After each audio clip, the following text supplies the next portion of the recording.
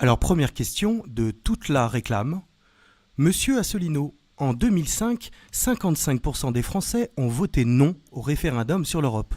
Malgré cela, Nicolas Sarkozy n'a pas respecté le choix des Français et a imposé le traité de Lisbonne en douce.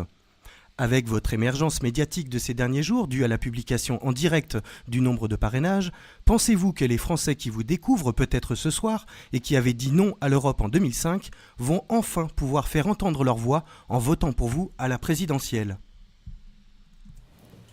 Écoutez, ça c'est une longue question. J'avoue que je me réjouis de cette question parce que je partage tous les termes. Pourtant, c'est pas moi qui ai rédigé la question. Je ne sais pas qui a rédigé la question. En tout cas, ça doit être un sympathisant, j'espère. En tout cas, la réponse est oui, bien sûr. C'est que il y a, vous savez, je crois que dans la vie, toutes les bonnes et toutes les mauvaises actions finissent par être sanctionnées comme elles le doivent. C'est-à-dire que quand vous faites toujours des bonnes actions, c'est le principe du karma, eh bien vous améliorez votre karma, vous finissez, voilà. C'est un proverbe chinois que j'aime à citer, qui dit « Le ciel ne se montre jamais ingrat avec celui qui se donne du mal ». A contrario, quand vous faites des mauvaises actions, moi c'est ce qu'on m'a appris quand j'étais petit, mais on finit toujours par être rattrapé d'une façon ou d'une autre. Voilà.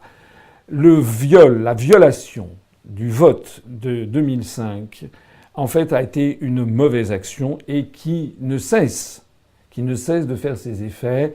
12 ans plus tard, la pilule n'est toujours pas passée. Et elle passe d'autant moins, en effet, que la situation s'aggrave dans tous les domaines.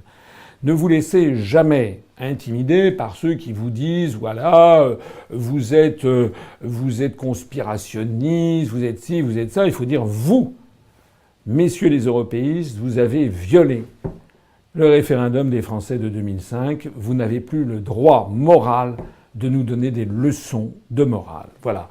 Effectivement, toutes celles et tous ceux qui ont gros sur le cœur que leur vote ait été méconnu, je les invite en effet à me rejoindre et à voter pour ma candidature à l'élection présidentielle, parce que c'est évidemment très important, pour une raison simple, c'est que je suis le candidat du Frexit, le seul qui propose, dès son installation, de convoquer un sommet des chefs d'État et de gouvernement de l'Union européenne pour dire très gentiment, calmement, sereinement, en adulte, en responsable politique et en chef d'État, de dire voilà, la France a décidé, souverainement, de sortir de l'Union européenne. C'est d'ailleurs ce que vont faire les Britanniques dans quelques semaines. Voilà. Il n'y a pas besoin de s'en faire des montagnes. Et il ne va pas s'agir d'avoir un référendum, de renégocier des traités, etc. Notez bien que les autres candidats, alors on ne connaît pas encore quels vont être tous les candidats, mais on commence à voir à peu près qui est-ce qui va y être. Aucun autre candidat, aucun autre, ne proposera ce que je propose. Madame Le Pen, Monsieur Dupont-Aignan, Monsieur Mélenchon, s'il a ses parrainages, et s'ils ont tous leurs parrainages, pour l'instant seul Monsieur Dupont-Aignan a dépassé la barre des 500, ils seront tous certainement candidats, ils ne vous proposent dans le meilleur des cas que de renégocier les traités. Je rappelle que la renégociation des traités, regardez ce qui se passe avec le CETA, avec le TAFTA, avec la Convention sur l'avenir de l'Europe de Giscard d'Estaing, ça dure des années. C'est-à-dire que s'ils veulent vraiment renégocier les traités, ça veut dire que ça mangera 2, 3 ans, 4 ans du quinquennat. Voilà. C'est-à-dire pendant tout ce temps-là, il y aura 1000 personnes qui basculeront en dessous du seuil de pauvreté chaque jour, comme le dit l'INSEE.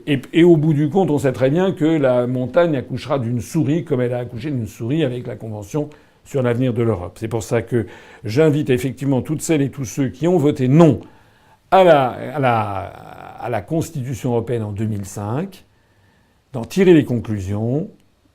La construction européenne est une dictature qui ne dit pas son nom. On ne joue plus avec les dictateurs.